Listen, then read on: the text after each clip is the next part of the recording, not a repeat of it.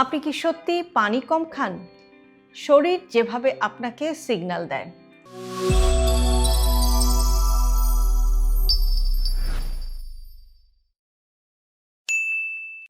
একটা প্রশ্ন করি, শেষ কবে আপনি পিপাসা লাগার আগেই পানি খেয়েছেন বা পানি পান করেছেন?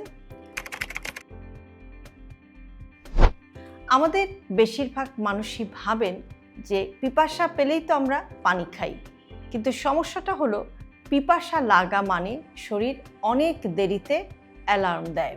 শরীর যখন পানি কম পায় তখন সে কিন্তু সরাসরি বলে না যে পানি খাও, সে একটু ঘুরিয়ে পেঁচিয়ে কথা বলে।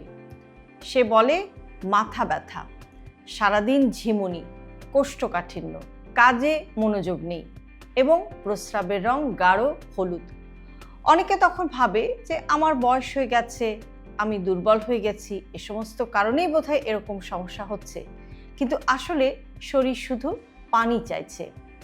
আরেকটা ভুল আমরা অনেক সময় করে থাকি, সেটা হচ্ছে যে একসাথে আমরা অনেক পানি খেয়ে ফেলি, কিন্তু শরীর চায় দিনভর অল্প অল্প করে পানি।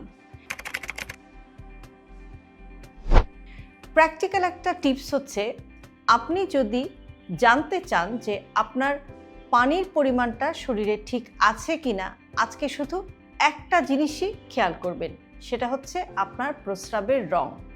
যদি দেখেন যে প্রস্রাবের রং হালকা হলুদ, তার মানে ভালো।